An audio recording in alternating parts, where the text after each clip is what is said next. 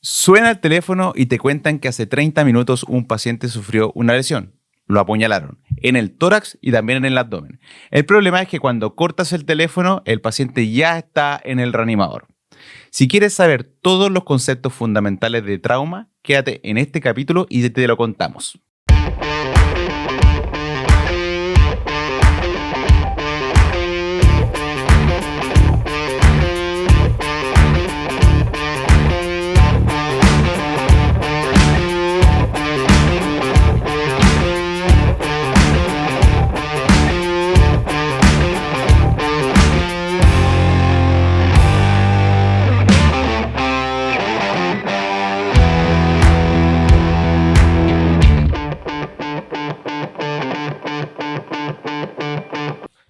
Bienvenidos a un nuevo capítulo de Código de Urgencias, en que cada capítulo o cada episodio te ayudamos a dominar la medicina de urgencias y que tengas los mejores resultados en el enfrentamiento de tus pacientes.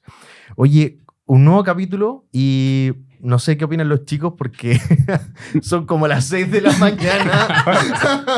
Pero a esta altura ya no son las 6 de la mañana. Pero nos juntamos a las 6 de la mañana. No, tú te levantaste a las 4. Estás más loco que todo. Sí. Sí.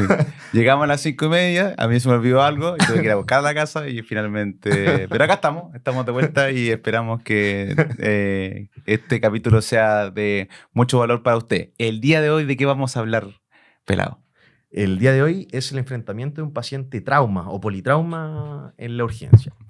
La idea del capítulo es que conversemos los conceptos básicos como a grandes rasgos, porque en verdad podemos hacer un capítulo de cada concepto y de cada tema dentro del trauma, pero la idea es que dejemos como en claro como los puntos claros, ¿cierto? Sí. Puntos claves generales. Exacto. Sí. De acuerdo, porque hoy día lamentablemente estamos en una situación en la cual estamos violentos, o sea, cada día más vemos que hay más muertes en pacientes jóvenes, producto del trauma, y por eso consideramos que este capítulo era totalmente necesario.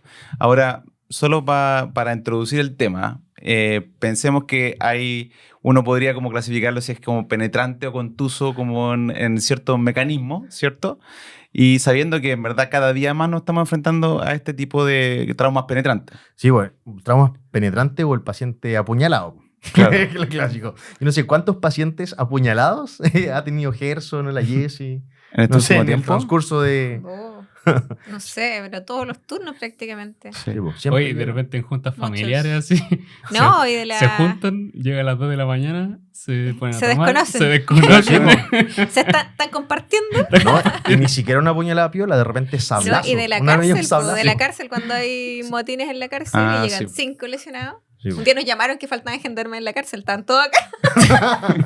Una vez, y también me acuerdo cuando una vez llegó uno que estaba muy grave y llegó casi falleciendo, y el otro día llegó el otro como en venganza. Así, Ah, estaba en ese turno, y sí, estaba en ese turno. mal, Sí. pésimo. Sí. Y armas de fuego cada vez más Sí. también. Po. Sí, Ajuste de cuenta ya. sí. Iba pasando. ¿Qué Iba va pasando? pasando. Bueno, y así es la vida, pero y también están los otros accidentes que son de tránsito, que habitualmente son súper graves. Y ahí yo, por ejemplo, me acuerdo de un episodio en el cual pequeñas cosas, cambios, podrían tener malos resultados. Me recuerdo un caso de una paciente de 50 años que llegó después de un accidente de tránsito en la carretera y llegó en malas condiciones, la trajo el SAMU hipotensa, mal perfundida. Bueno, los chicos trataron de manejar la vía aérea en el prehospitalario y no pudieron, tuvieron que instalar una máscara de laringe y tenían una vía venosa 22 pasando solo un poco de cristaloide, y al llegar en malas condiciones con vaso contraída no se le pudo encontrar otra vía, y en el cambio de camilla de repente como que casi se pierde la vía. Entonces, aparte de eso, después la paciente lamentablemente tuvo un mal resultado y cayó en PCR, sobre todo por el mal acceso a la reanimación, y se intentó colocarle una osteoclisis, y estas osteoclisis que de repente están disponibles, que son como una pistola Oye, a presión. es complejo. A mí me igual gusta instalarla. más esa que la electricidad. A mí me gusta más el taladro porque de hecho está medido Sí, también. por estudios clínicos que tienen mejor eficacia, Claro. ¿ya? Pero no resultó y finalmente tuvo este mal resultado, con fallecimiento lamentablemente. O sea, ese nivel de severidad estamos hablando. Oye, cuando hablamos de trauma o nos enfrentamos a un paciente con trauma, lo primero que se le viene a la gente a la cabeza igual es el tema del ATLS, ¿ya? ¿Cierto? Como entrando ya de lleno en el tema. No sé, Nico, ¿qué nos puedes contar sobre eso? Sí, es cierto. Clásicamente se nos ha enseñado a todos que al enfrentar un paciente en trauma, uno debiese hacerlo de forma ordenada como A, B, C, D, E, ¿cierto? Como primera prioridad siempre la A y la B, que son vía aérea y ventilación. Pero hoy día sabemos que lo más importante es el control de la hemorragia, ¿cierto? Externa y una buena reanimación, que después más adelante vamos a tocar, sobre todo el concepto de reanimación hemostática, pero una buena reanimación y el control apenas se pueda de la hemorragia. Obviamente, si es que es visible y es externa, eso es inmediato, con medidas físicas. Y no la vía aérea. La verdad es que la mayoría de las veces no es necesario intubar apenas llega el paciente, de manera inmediata. Claro. ¿Ya? De hecho, en algunos escenarios, eso podría tener malos resultados. Por ejemplo, imagínense intubar un paciente que llega por un accidente de tránsito y tiene concomitantemente un neumotórax. Entonces, tenemos un shock de tipo obstructivo y al hacer la intubación vamos a tener un incidente de descompensación hemodinámica y podría tener incluso un evento de PCR durante la intubación, lo cual sería desastroso. Lo mismo si tuviera un taponamiento cardíaco, ¿cierto? También un shock de tipo obstructivo. Entonces, fíjense que si es que ustedes toman la decisión de intubar sin hacer una reanimación previa, sin haber descartado ciertas cosas y sin haber hecho un control externo de la hemorragia, el paciente puede tener malos resultados. Y adicionalmente, yo diría que hay dos y solo dos escenarios en el cual la mayoría de las veces nosotros nos vamos a la vía aérea en forma inmediata. ¿Y cuáles son esos dos escenarios? El primero tiene que ver con un paciente que esté obviamente hipóxico y que tenga que incluso con la administración de oxígeno tú no puedas conseguir que el paciente sature de manera adecuada, ¿ya? Imagínense, no sé, por ejemplo, un paciente que está sufriendo contusiones pulmonares, más otro derrame por hemotórax, etcétera, y está desaturando y tiene una hipoxia refractaria. Ese paciente hay que tener consideración de intubarlo, obviamente, haciendo todas las medidas, pero ojalá precozmente. Y el otro escenario es el paciente que tiene una vía aérea dinámica, ¿ya? Y ahí, ¿qué ejemplo les podemos dar? Por ejemplo, imagínense un trauma contuso de cuello, un hematoma pulsátil que está creciendo. Entonces, cada vez más hay un riesgo de perder la vía aérea y que sea difícil de intubar en ese momento. Entonces, en ese escenario de vía aérea dinámica, porque esto va progresando y la severidad puede ser con el paso de los minutos, para no tener que intubar crash, ahí uno recomienda como una intubación más precoz. Todo el resto de los escenarios, que yo te diría que es el 90% de las veces, la intubación nunca va antes. Así que yo creo que con ese mensaje me quedaría. Y han ido cambiando igual algunos conceptos. Por ejemplo, las últimas ediciones de PHTLS fomentan el ECOFAST como prehospitalario, de manera que todas estas medidas de repente no sean tan empíricas, sino como más con datos de ver el neumotórax, de ver el taponamiento cardíaco. ¿Te está gustando mucho el prehospitalario?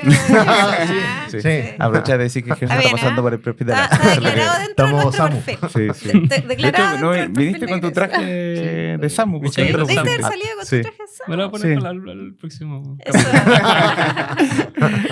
Sí. Eso. Ya. Para la próxima vamos a tener a Gerson de Samu. De Entrevistando a un bombero. Ah. Eso es súper importante lo que hablaba el Nico. Cada vez, en el fondo, hay que recordar también por qué están hechos estos protocolos. Es para que no se nos olvide ninguna de las partes. Es como el ACLS, es lo mismo en el fondo. Pero el orden va a depender de las prioridades del paciente. Otra cosa importante en trauma es identificar al paciente que está en shock. No siempre es fácil, eso de tema lo hemos visto en otros capítulos, pero identificar al paciente que no está en un evidente shock, ¿cierto? Puede estar normotenso o normocárdico, pero estar choqueado, evidentemente, es sumamente importante. Y el otro punto también que hay que recordar es que los pacientes con trauma no solo van a tener un shock hipovolémico, tendemos, ¿cierto?, a pensar siempre politrauma, hipovolemia. No siempre es así. Recuerden que hay 4 tipos de shock y el paciente gravemente traumatizado puede tener los 4. Entonces, siempre hay que estar identificando a aquel paciente. Primero, buscar al que está choqueado. ¿De qué manera lo hacemos? Hay varias, ¿cierto? Indicadores clínicos o de examen físico o de monitorización que nos puede indicar que ese paciente está choqueado. El paciente puede estar cursando con hipoperfusión importante y estar normotenso. Hay que recordar que el shock tiene fases, ¿cierto? Una fase inicial compensatoria y puede presentar una respuesta bifásica. Inicialmente el paciente con hipovolemia por una lesión, por ejemplo, penetrante, hipovolemia sin mucha lesión de órganos, puede tener primero mucha taquicardia, el paciente puede estar hipotenso o normotenso, pero taquicardia principalmente y vasoconstricción importante. Y posteriormente, ya cuando la hipovolemia va avanzando, el paciente incluso puede estar bradicárdico. Además, hay muchos factores que van a ser súper confundentes, ¿cierto? Tenemos pacientes que son adultos mayores, que tienen muchas comorbilidades, o un paciente joven que es atleta, por ejemplo, que maneja frecuentemente como pelado, que es deportista, con frecuencia cardíaca de 40 por la vida. Entonces, pudiera estar taquicárdico. Deportista. Deportista. Claro. Fin de semana, 30. Claro, frecuencia cardíaca 70, quizás para él sí es taquicardia. Entonces hay que tratar de contextualizar cada caso de acuerdo al paciente. Pacientes que usan beta-bloqueadores, por ejemplo, también Claro. eso va a ser va a tratar de ir, va a ir a ocultar, ¿cierto?, esta respuesta fisiológica del paciente al trauma. Y las cosas que tenemos que ir a buscar dirigidamente, si el paciente está comprometido de conciencia, alterado, recuerden que compromiso de conciencia no solo significa que el paciente está dormido, hay pacientes que con hipoperfusión se agitan también. Y eso es muy frecuente en los pacientes que llegan post-trauma. Que el paciente tenga mucha sensación de falta de aire, un ETCO2 bajo, que esté taquicárdico o bradicárdico, recordando estas fases del shock, ¿cierto? Puede estar hipotenso, pálido, mal perfundido, ¿ya? Todas estas cosas las han catalogado en algunos artículos como las 8 cosas odiadas de la hipovolemia, pero que hay que ir a buscar dirigidamente, ¿ya? Recordar entonces que el paciente puede estar normotenso, pero puede estar sufriendo hipoperfusión. Otra cosa importante es tratar de darnos cuenta si ese paciente que nosotros estamos reanimando, estamos haciendo todas las medidas para manejar ese shock, puede persistir o no sangrando, ¿ya? Y para eso es súper importante también estar atento a la frecuencia cardíaca, la presión arterial sistólica y calcular un shock index. Sabemos que en general un shock index mayor a 1 nos va a indicar que el paciente está choqueado y que si persiste taquicárdico, persiste con este shock index alterado o con una presión también de pulso muy estrecha, eso también nos indica que el paciente probablemente sigue sangrando. Así que son 2 cosas muy importantes. Y quizás en requiera pacientes de transfusión, trauma. pues. Sí, puede requerir transfusión. Claro. ¿Ya? Así que no solo hipovolemia, los pacientes pueden tener alteración, ¿cierto?, de la bomba, de los estanques de las cañerías. O sea, el paciente puede tener, por ejemplo, un shock cardiogénico por contusión miocárdica, por una lesión cardíaca directa. El paciente puede estar taponado, puede tener neumotórax a tensión y tiene además un shock distributivo por compromiso neurológico. Entonces, Como un siempre ejemplo de la recordar- manguera. el ejemplo de Dale con el ejemplo de la del shock del manguera. trauma. Salen Sí. todos los capítulos, ¿ah? Pero hay un montón de cosas que, por ejemplo, no sé, paciente, claro, con un trauma penetrante es un poco más fácil, pero un trauma contuso es más complejo porque el paciente incluso puede desarrollar un Takotsubo durante las fases iniciales del trauma. Entonces hay que estar atento siempre a los 4 tipos de shock, ir buscando dirigidamente con el examen físico, la historia, la cinemática del trauma y la ecoscopía. Oye, los 4 tipos de shock que revisamos en el capítulo de shock indiferenciado. ¿Está Sí. subida esa, Sí, esa, sí, está- sí, ese capítulo está ya, arriba. pues? Exacto. Así que para que lo revisen igual. Sí, eso. Bueno, Si usted ahora- no lo ha visto, vaya corriendo a revisarlo antes. Antes que Antes de este cobremos, capítulo. antes que cobremos. Eso. Se viene la suscripción con pago. Bueno, y después, ¿cómo abordamos a este paciente? Y tenemos como este gran concepto que es la reanimación de control de daño, que es nuestra forma de abordarlo conceptualmente y que tiene 3 grandes pilares, que son la hipotensión permisiva, que es un concepto que vamos a hablar después en detalle, la reanimación, digamos, con hemoderivados y la cirugía de control de daño. Entonces vamos a ir uno por uno con estos 3 grandes pilares de la forma que reanimamos a estos pacientes y hablar un poquito de la hipotensión permisiva. ¿Qué significa esto? Es una forma de abordar la reanimación de este paciente, que es una medida, digamos, de no sobrevolemizar con cristaloides a un paciente que está en el contexto de un trauma. ¿Qué quiero decir con esto? El paciente que está en contexto de trauma, si tiene una afección de su estabilidad hemodinámica, perdió sangre y ¿qué es lo que tenemos que reponerle? Sangre. Como el ejemplo de la piscola. Como De el hecho, ejemplo de la piscola. yo le iba a dar más adelante, ¿ah? En el Claro. capítulo de hemorragia Claro. digestiva masiva. Y es diferente al paciente que, como los capítulos que hemos visto de sepsis, que uno a través de la volemización con cristaloides, por ejemplo, busca aumentar el gasto cardíaco y ese paciente quizás tiene un margen para esa estrategia mucho mayor. Este paciente es todo lo contrario y entran otros factores como la coagulopatía dilucional. Entonces, si estamos en un contexto de que todavía no tenemos acceso a activar un protocolo de transfusión masiva, por ejemplo, o iniciar reanimación con 1 o 2 unidades de glóbulos rojos, generalmente tenemos a mano la solución, en este caso cristaloide. Y primero hablar, igual que en sepsis se evaluó desde un inicio como coloides versus cristaloides, también se evaluó en contexto de trauma coloides versus cristaloides, se vio que los coloides, parecido en el contexto de sepsis, tienen una mayor tasa de reemplazo renal, al final son mucho más costosos los coloides, al final uno se tiende a ir por los cristaloides. ¿Qué cristaloides? Se prefiere también el Ringel lactato por el tema teórico de que la solución, el suero fisiológico al 0,9%, el cloruro de sodio, tiende a producir más acidosis hiperclorémica y se recomiendan bolos de 250 cc ir evaluando, pero siempre con una restricción de idealmente no más de 1 o 2 litros en las primeras horas. Y en el fondo este paciente, si lo estamos viendo en un hospital periférico, nos llega como politrauma, está hemodinámicamente inestable, no le vamos a pasar más de 2 2 litros. litros, no volverse loco Claro. sobrevolemizándolo. Y ese paciente necesita sangre. Y lo segundo, ¿cuáles son los targets? ¿Ya? Y esto se ha visto, si el paciente, aquí hay que separar, si el paciente no tiene un TEC, donde entran todos los conceptos de presión de Perfusión cerebral. etcétera, de manejo de PIC. Que Si el también lo paciente- tocamos en el capítulo Claro, de si el TEC. paciente no está tequeado, hay que manejarlo con PAM objetivo peri 50-60, también buscando que la diastólica no sea muy bajo. Ahí varía un poco de donde uno lo lea, pero sabiendo que el corazón se perfunde en diástole, en el fondo tu límite inferior es como una diastólica que no sea menor ahí peri 35, ¿ya?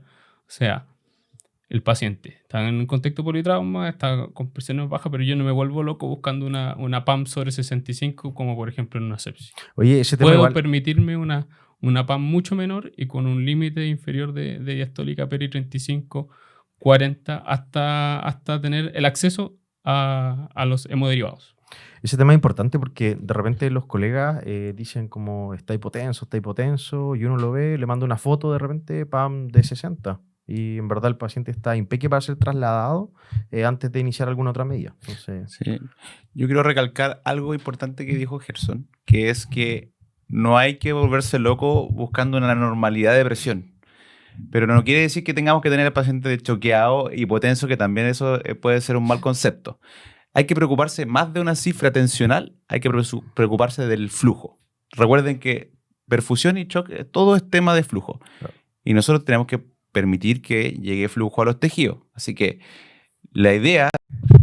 ¿Podemos contar que se nos paró toda la grabación? por Ya, favor. sí. Una Bueno, cámara se apagó, continuamos. Sí, Y no estaba hablando pero de... yo estaba hablando de un concepto que se me olvidó. Eso es la típica, ¿cómo se llama esto que tenemos Pero- nosotros los urgenciólogos? era Déficit una- atencional de la urgencia. Era una mentira entonces. No, no, de las estaba hablando presiones, de las el presiones shock. que en el fondo no es sobre ensañarse con un objetivo de tensión arterial, sino que con el flujo sí estamos de acuerdo. Si lo que demostró ese estudio, ahora me acordé, que ese estudio lo que demostró fue que finalmente sí había un mayor beneficio de no una sobrereanimación con cristaloides buscando cifras de presión arterial, ya porque sabíamos que eso produce más mortalidad, pero no quiere decir que tengamos que tener al paciente hipotenso mal perfundido, ¿cierto?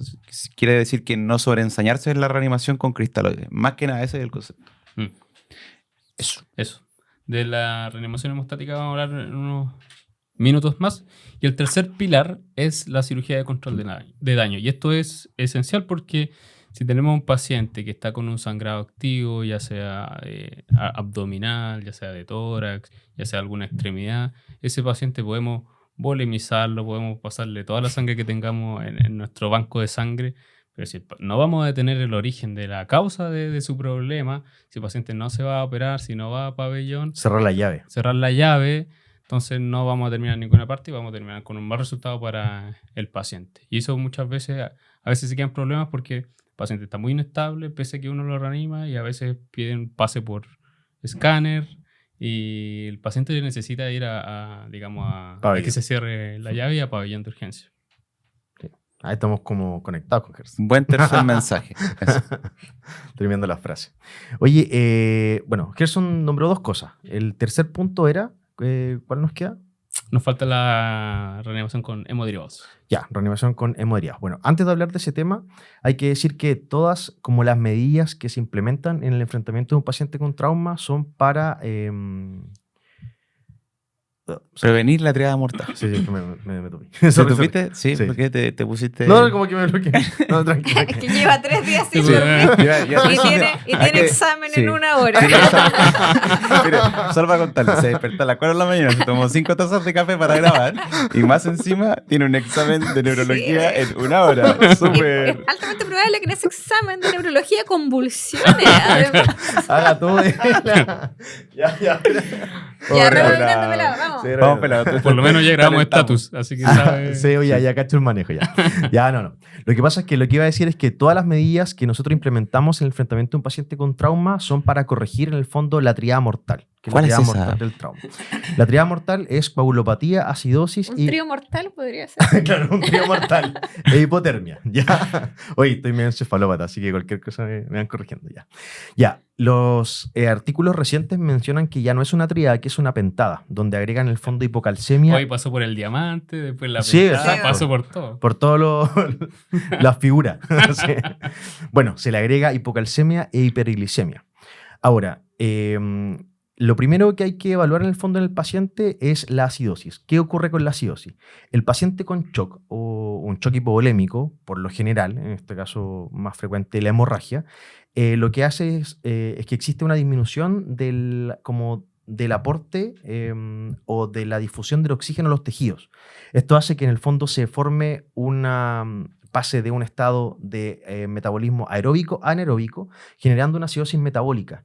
La acidosis metabólica afecta directamente los factores de coagulación. Me refiero a que disminuye el fibrinógeno, la trombina, los factores de coagulación en sí y las plaquetas, ¿ya? Entonces, cuando nosotros hablamos de una coagulopatía del trauma, no es que el paciente esté coagulópata, o no es que en el fondo el paciente use anticoagulante, NACO o Puede TACO. ser. Claro, también puede ser, ¿ya? Sino que esto lo genera directamente el trauma. Y si a eso le sumamos el tercer punto, que es la hipotermia, cuando nosotros, como comentaba Gerson, volemizamos con gran volumen de cristaloides fríos al paciente, le sumamos este otro factor que el frío igual disminuye la función de los factores de coagulación, ¿ya? Ahora, hay que mencionar igual que la hipotermia no solamente es por la volemización de cristaloides fríos, es multifactorial. Es decir, los pacientes con trauma tienen una disminución de la temperatura a nivel central y el metabolismo a nivel de los tejidos igual disminuye. Entonces eso hace que se genere hipotermia y se suma a todo lo antes mencionado y el paciente entra en esta triada o pentada o diamante mortal, ¿ya? Ahora, eso con respecto al tema de la triada. Pasamos al tema que me había dado el pase Gerson, que es la reanimación hemostática.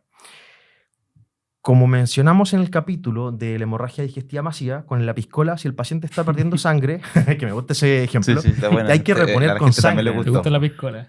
También le gusta la piscola. 80-20, de Coca-Cola 80. No pisco la vara. Claro, piscola Pisco la varias. hielo. Claro, O sea, Bueno. pisco hielo. claro, bueno. Cómo reanimar al paciente o cuándo transfundir o cuánta cantidad transfundir, eso igual está estudiado. El 2015 se publicó un estudio que es el estudio PROP, P-R-O-P-P-R, ¿cierto? Prop. Prop, Tienen que exacto. revisarlo, es muy bueno. Exacto, Prop. que tienen que buscarlo, por eso lo deletré, ¿ya? En este estudio lo que se hizo fue tener 2 grupos de pacientes, uno con una relación 1:1, es decir, uno de plasma fresco congelado, uno de plaquetas y uno de glóbulos rojos, versus otro que es de 1:1:2, es decir, el doble de glóbulos rojos, ¿ya? ¿Qué se vio? No se encontraron diferencias significativas en mortalidad a las 24 horas y a los 28 días. Es decir, que el paciente que era reanimado con menos cantidad de glóbulos rojos tenía un mejor outcome y de hecho menos episodios de resangrado. Ya, eso es importante. Muchas veces nos decimos que el paciente tiene que ser volemizado y reanimado con sangre, pero finalmente la relación mostró que no había diferencia en mortalidad. Claro, no hay una relación, no hay una diferencia en la mortalidad a los 30 días, pero acuérdate que en los primeros 24 horas sí se demostró que había menos muertes por exsanguinación. Exacto. Que eso finalmente son los outcomes que nos importan las primeras 24 horas. O sea, parece ser que tiene sentido que el hecho de que nosotros buscamos una relación unos a uno, que fisiológicamente ya no, por la piscola no lo entendemos, también tiene su correlato con los estudios clínicos, al menos en la fase inicial, porque Claro. también hay que entender que después viene todo un proceso de el paciente en la UCI. O sea, Claro. la piscola tiene un correlato. Podríamos... Podríamos decir, estudia la piscola. Sí, buenísimo. Oye, y también lo mismo que el capítulo de hemorragia digestiva masiva, que los protocolos de transfusión son propios de cada hospital, ¿ya? La idea es que en el fondo todos tengan una relación adecuada y activen el código rojo y eso sea por protocolo. Otra cosa, y lo último, es el ácido tranexámico. Y aquí cuando hablamos de ácido tranexámico hay que saber los Crash, ¿ya? Si ustedes googlean Crash, lo primero que les va a aparecer es este juego como de Play, que a Gerson siempre pierde cuando juega. Mierda. Siempre Crash. pierde. Ese como que es como un animal, un zorrito, no sé cómo explicarlo, pero que ahí bien conocido. El tema es que los Crash son 3, Crash 1, Crash 2, Crash 3. El Crash 1 fue un estudio que evaluó el uso de corticoides en pacientes con TEC. El Crash 3, el uso de ácido tranexámico en pacientes con TEC. Y el Crash 2 fue el estudio que evaluó ácido tranexámico en pacientes con trauma, que es el que nos importa a nosotros, ¿ya? Este estudio lo que hizo fue, fue publicado en el 2013, si no me equivoco. Es un estudio multicéntrico, aleatorizado, donde a una cantidad de pacientes, básicamente más de 20.000 pacientes, se le administró o placebo o ácido tranexámico en una dosis de 1 gramo en 10 minutos, con una infusión continua de 1 gramo en las próximas 8 horas. Sí, 8. Sí, exacto. Sí. ¿Y qué pasó? Se vio que los pacientes que se administró ácido tranexámico antes de las 3 horas tenían un mejor outcome, en el fondo en mortalidad, ya a los 28 días. Por lo tanto, en este caso en trauma, se sugiere, y es como por regla, de que un paciente, si te llega al reanimador, antes de las 3 horas, sí o sí tiene que tener administrado 1 gramo de ácido tranexámico. Entonces, resumiendo, y como haciendo la comparación con el capítulo de hemorragia digestiva masiva, si tenemos un paciente hemorragia digestiva masiva, ácido tranexámico, no, para la gente en la casa. Estudio HALTIT. Y si tenemos un paciente con trauma, ácido tranexámico, sí. Estudio CRASH 2. Súper. Eso, ¿cierto? Sí. ¿Cierto, Nico? Sí. Sí, voy a aprovechar entonces de ir al quinto mensaje importante que también le tocó Jorge, que es acerca sobre los protocolos de transfusión masiva. Sí, ese era ¿Ya? el pase, ¿eh? Sí, buen pase. El tema con los protocolos de transfusión masiva, ¿por qué son importantes? Partamos por su definición. ¿Qué es? Es un documento que se comparte en todo tu centro hospitalario, en el cual terminan siendo como ciertos mandamientos, ¿ya? En los cuales cada equipo, ya sea en la sala de reanimación, en el pabellón y en la UCI, lo van siguiendo. ¿Con qué objetivo? Con entregar los hemocomponentes de una manera ordenada, protocolizada y además no olvidando también lo que adicionalmente se debe ir agregando, ¿ya? ¿Y por qué esto que suena así como solo un simple documento puede ser tan importante? Y eso es porque se ha revisado en la literatura que ha logrado disminuir tanto la mortalidad, ¿ya? Como también ha logrado ahorrar hemocomponentes, lo cual es muy importante para el banco de sangre, y también la estadía en UCI, ¿ya? Así que por todas esas cosas es súper importante. Ahora, cuando uno habla de este protocolo, hay que saber cuándo activarlo, ¿ya? Y cuando ustedes revisen protocolo de transfusión masiva, se van a encontrar con una definición que es poco operativa, que es que el protocolo de transfusión masiva se define como... Pregunta va becado. Siempre va becado. Como una transfusión, o sea, transfusión de 10 unidades de glóbulos rojos en 24 horas. Y eso nosotros nunca lo vamos a ver en la urgencia. Es como algo retrospectivo. Claro, o 5 en 6 horas o 3 en 1 hora. Claro, entonces quiere decir que yo en 24 horas la tendría que haber activado. O sea, la idea es que lo hagamos Ayer. en el proceso de, en el proceso de urgencia, ¿ya? Y lo que debemos entender entonces es que activar, ¿cómo vamos a activar esto? Esa es la pregunta más relevante. Entonces, lo que se ha visto es que existe score, existen score que podrían uno utilizar como para poder pensar en activarlo. Uno de los más conocidos es el ABC Score, que si es más de 2 se podría activar, pero finalmente nada es tan sensible y específico, ¿ya? Entonces, lo que les quiero decir acá es que ahora lo que más se ha demostrado es que cuando tú ya estás en la fase de reanimación y estás ocupando, por ejemplo, más de 3 unidades de glóbulos rojos en una hora, eso se habla de que es un umbral crítico para activar tu protocolo. Toma 3. Se nos acaba de apagar de nuevo El la... aplauso sale así como... Sí, sí. Ya no hay Eso- energía. Es Toma de tres. pobres, es Sí, de pobres sí, que se te estos pagan. 5 pobres. 4 de la mañana, se han apagado 3 veces la cámara, ya. Estábamos hablando un poco del protocolo de transfusión masiva y estábamos recordando que finalmente existe lo que es un umbral crítico de activación. Entonces, les quiero decir que finalmente cuando ustedes están en el reanimador viendo un paciente hipotenso y están ocupando más de 3 unidades de glóbulos rojos en una hora, probablemente hay que activar entonces el protocolo de transfusión masiva. Entonces, finalmente, existen score, existe este umbral crítico y también está la propia gestalt o la impresión clínica del médico que está de jefe de la reanimación. Entonces, yo considero esas 3 cosas muy importantes, ¿ya? Los score, el umbral crítico y también la propia impresión de un médico con experiencia de cuándo activar este protocolo. Y en caso de tener pruebas viscoelásticas, obviamente también utilizar esa herramienta. Yo iba a tocar ese tema, pero... Claro, Debería Pero decir- no vamos a sí. expandirnos. No nos vamos a expandir. Lo único que quiero decir es que idealmente, como lo mencionaron, en este protocolo debiese estar incluso la toma de pruebas viscoelásticas y también no olvidar las 2 cosas importantes que ya tocaste un poco tú, que es sobre la hipocalcemia, porque después de que se transfunden muchos hemoderivados, empieza a haber hipocalcemia, y también no olvidarse del fibrinógeno, que Sí. también eso sí lo tienen a mano en todos los centros que manejan trauma. Oye, aclarar solamente que las bolsas o en el fondo de sangre, de glóbulos rojos, de plaquetas, de plasma, tienen que tener anticoagulantes y tienen que tener en el fondo preservantes. Dentro de estos anticoagulantes preservantes está el citrato y cuando uno transfunde una cierta cantidad en el fondo de glóbulos rojos, plaquetas, el citrato lo que hace es quelar el calcio y por eso se produce hipocalcemia y es parte o sería parte como de la pentada actual como del trauma. para De acuerdo. que sepan. Mm. Vamos entonces a el otro mensaje relevante. Ya, del último mensaje, intervenciones que salvan vidas. Y cosas Importantísimo. en trauma que son muy Importante, po. sencillas. Sí.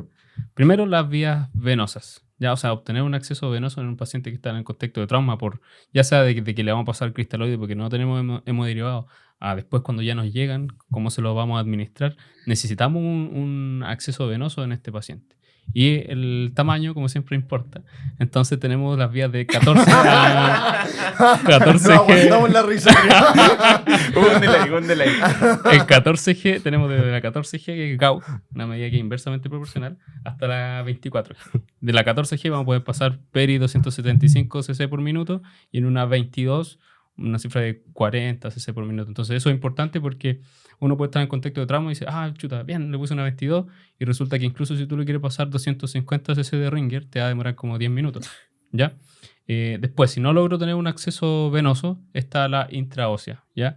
Hay diferentes modelos, como dijimos, hay uno que viene en forma como de pistola, hay uno que es como El taladro. un taladro pequeñito. El taladro En ramo. los parches. Pensé Claro. lo mismo, el taladro Se rojo. puede Están los poner en la parches de zona esternal. proximal de la... Claro, hay varios accesos. La zona proximal de la tibia, la tuberosidad mayor del húmero en la zona proximal, el esternón, etcétera. Pero lo importante es cómo conseguir el acceso. Saber que por la intraósea se puede pasar cualquier medicamento, desde soluciones cristaloides, vasoactivo, hemoderivados, etcétera. Entonces, si no tengo un acceso venoso precoz y me estoy demorando mucho, el intraóseo. Y después otras medidas. Está la toracostomía, con dedo, la punción con bránula, que también es una medida que puede salvar una vida en el contexto de trauma. Un paciente que está con un neumotórax a tensión, que se está hemodinámicamente inestable, es una medida que puede salvar a este paciente. La ubicación ha ido cambiando un poco con el tiempo. Antes se decía típicamente que línea media clavicular, el segundo paso intercostal, ahora ha ido cambiando a la cercana a la quinta, la línea axilar anterior, línea axilar media, dependiendo como también de la contextura del paciente, pero se dice que esa zona es más susceptible de que tú con la bránula llegues a drenar ese aire que está comprimiendo. Neumotórax. Claro, Que es la misma zona donde tú después... Instala el así, tubo. claro. Tenemos también la fijación pélvica, que hay algunos que se venden como dispositivos comerciales, o está lo típico que usamos cuando no lo tenemos, que es como la sabanilla a presión, que se puede amarrar con pinzas Kelly. Lo importante es que quede como en la posición Los adecuada, trocantes porque, mayores. claro, muchas veces uno ve que el paciente está con la... Se lo ponen como un En el calzoncillo. O en el Y viene ombligo, como en la- digamos. Lo hace el gesto y se ríe. Así Se como viene que- como en la rodilla casi. O Claro. viene como un calzoncillo, sí. Como Es esos slip, así. Es importante que cumpla su función, porque cuando hay una alteración del anillo pélvico sabemos que el 90% es un sangrado venoso. La pelvis puede contener mucha volemia. Entonces un paciente que a veces no se ve como con una lesión, porque también Sí, el examen físico de una inestabilidad pélvica no es ni sensible ni específico. Entonces hay que tener un bajo umbral para sospecharlo.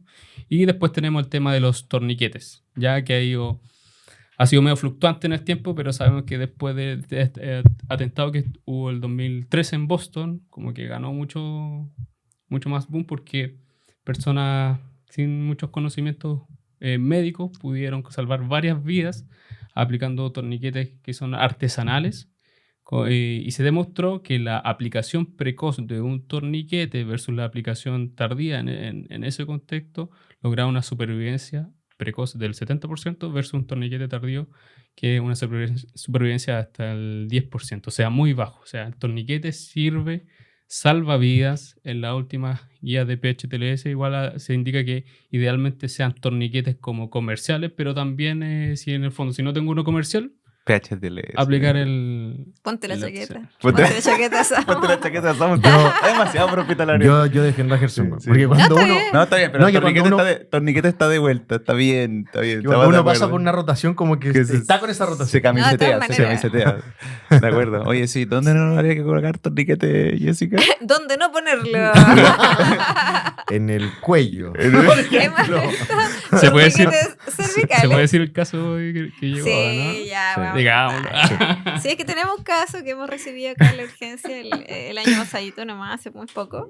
De un paciente con una hematuria franca que no se pudo controlar la hematuria en el hospital, no, entonces lo enviaron. Entonces entenderán dónde le pusieron el torniquete a ese pobre hombre. No, pero ¿por qué no hagan eso, por favor? Sí, por favor. Lo único Porque sí, fue terrible. Además que hay algunos que no hay dónde ponerle el torniquete.